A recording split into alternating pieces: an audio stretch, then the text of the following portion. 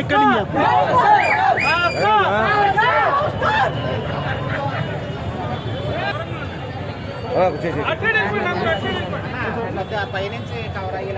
Bobby centre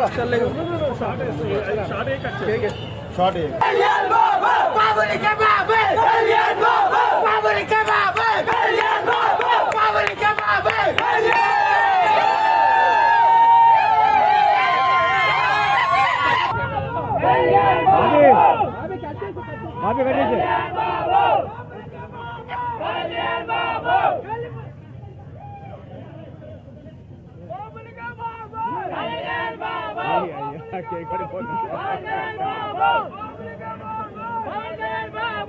కట్టేసి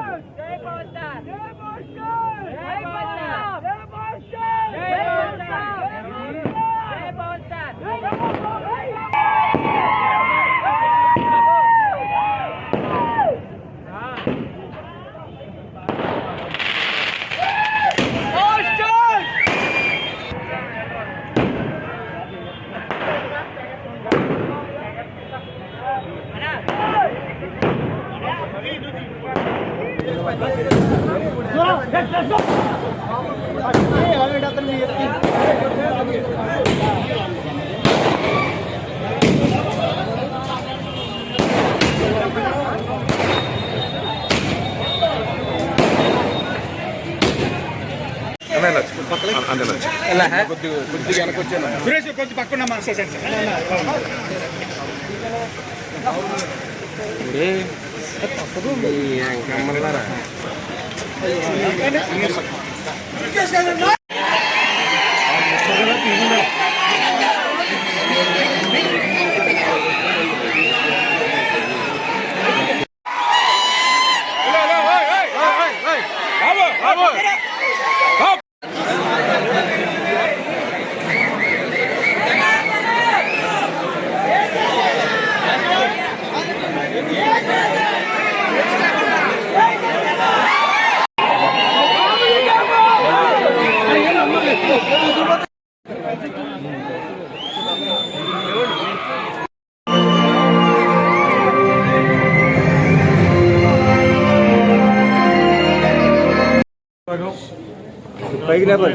అనుభూతిని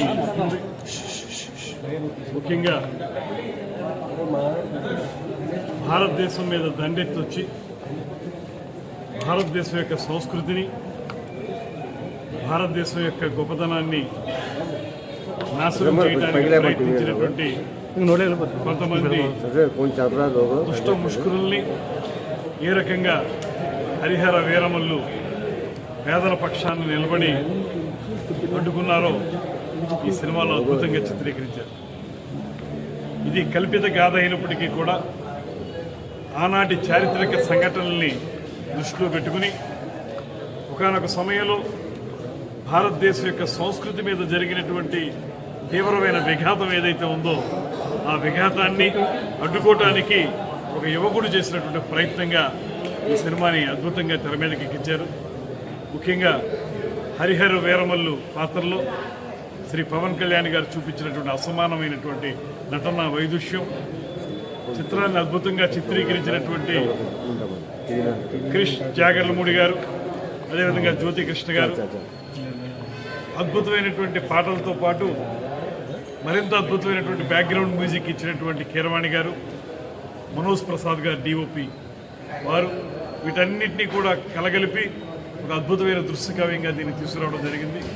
ఇందులో మరొక పార్శ్వం శ్రీ పవన్ కళ్యాణ్ గారి పాత్రలో రాబిన్ హుడ్ తరహా ఆలోచన కూడా డబ్బున్న వాళ్ళని కొట్టి పేదవాడికి పెట్టడం అనేటువంటిది ఇందులో చూపించడం జరిగింది. ఇలా మొత్తంగా చూసుకుంటే ఈ సినిమా రెండవ భాగం ఎప్పుడు చూద్దామో అనిపించే విధంగా ఒక మంచి అనుభూతిని ఇచ్చినటువంటి సినిమా. ఎంతో ఏం ప్రయాసాలకు వచ్చి నిర్మాత ఏం రత్నం గారు ఈ సినిమాని ఈరోజు రిలీజ్ చేయటం అనేటువంటిది మా అందరికీ చాలా మంచి అనుభూతిని ఇస్తుంది. ఏదైతే పవన్ కళ్యాణ్ గారు అనేక సందర్భాల్లో భారతీయ సంస్కృతి గురించి, చరిత్ర గురించి, వాటిని కాపాడుకోవాల్సినటువంటి బాధ్యత గురించి మనకు చెప్తూ ఉంటారో వాటిని ఈ సినిమాలో ప్రస్ఫుటంగా చూపించారు.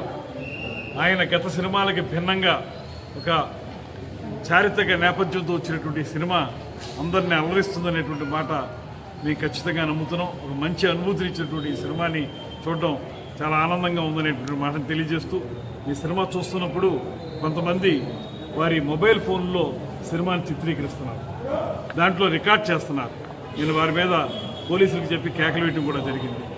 ఒక నిర్మాత ఎన్నో వ్యయ ప్రయాసాలకు వచ్చి ఎంతో కష్టపడి ఎన్నో కోట్లు ఖర్చు పెట్టి అద్భుతమైన సినిమా తీసి ఇంత కష్టపడితే మీరు 2 నిమిషాల్లో దాన్ని మొబైల్ ఫోన్లో దాన్ని రికార్డ్ చేసేసి బయటికి అందరికీ వదిలేస్తే ఇంకా సినిమా నిర్మాత కానీ కొనుక్కున్న వాళ్ళు కానీ సినిమా థియేటర్ల యాజమాన్యం కానీ ఏమైపోవాలి? దయచేసి ఆలోచించండి. ఈ రకమైన పైరసీని మాత్రం ఎవరు కూడా ప్రోత్సహించకండి అనేటువంటి మాటను కూడా చివరిగా తెలియజేస్తూ, ముఖ్యంగా మేము జనసేన పార్టీ తరఫున శ్రీ పవన్ కళ్యాణ్ గారు డిప్యూటీ సీఎం అయిన తర్వాత వచ్చినటువంటి మొట్టమొదటి సినిమా, ఆయన యొక్క రాజకీయ నాయకునిగా ఆయన బాధ్యతని, సినిమా నటునిగా ఆయన యొక్క గొప్పదనాన్ని రెండింటినీ చూపించే విధంగా ఈ సినిమా ఉందనేటువంటి మాటను తెలియజేస్తూ, ఆ పార్టీలో ఉండటం అనేటువంటిది మాకు లభించినటువంటి ప్రత్యేకమైన వరంగా భావిస్తూ సెలవు. దేనికి బాయ్కట్ చేయాలి? పవన్ కళ్యాణ్ గారు నటిస్తున్నారు.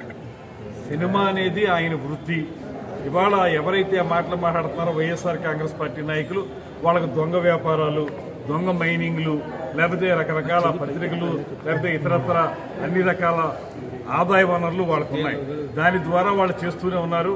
లిక్కర్ మాఫియా ఏ రకంగా చేశారో చూసాం మనం, ఇసుక మాఫియా ఏ రకంగా చేశారో చూసాం మనం. వాటన్నిటి ద్వారా వాళ్ళ ఆదాయాలు తెచ్చుకోవచ్చు. కానీ ఆయన తనకు వచ్చినటువంటి వృత్తిలో, తనకు నచ్చిన వృత్తిలో ఆయన ఇదొక్కటే ఆదాయ మార్గంగా ఆయన ఎంచుకునే సినిమాల్లో నటిస్తున్నారు. ఎందుకు బ్యాన్ అంటారు? ఇలాంటి భారతదేశం యొక్క ఔన్నత్యాన్ని నిలబెట్టే చిత్రాలు నటిస్తున్నందుకు బ్యాన్. వాళ్ళకి ఎలాంటి సినిమాలు ఉండాలంటే వాళ్ళు చేసే దొంగ పనులు చూపించే సినిమాలు వాళ్ళకి నచ్చుతాయేమో. ఈ సినిమా మన భారతదేశం యొక్క సంస్కృతిని, చరిత్రని ప్రతిబింబించే విధంగా ఉంది కనుక ఇలాంటి సినిమాలు ఖచ్చితంగా నటిస్తారు. రాబోయే రోజుల్లో సినిమా నటించడం, రాజకీయ నాయకంగా రెండు కూడా ప్రజలకు ఉపయోగపడే విధంగా చేయడం జరుగుతుంది. కాబట్టి ఆ బ్యాన్ అన్నటువంటి వాళ్ళని ప్రజలు ఇప్పటికే బ్యాన్ చేశారు, ఇక ముందు కూడా వాళ్ళని బ్యాన్ చేస్తారు.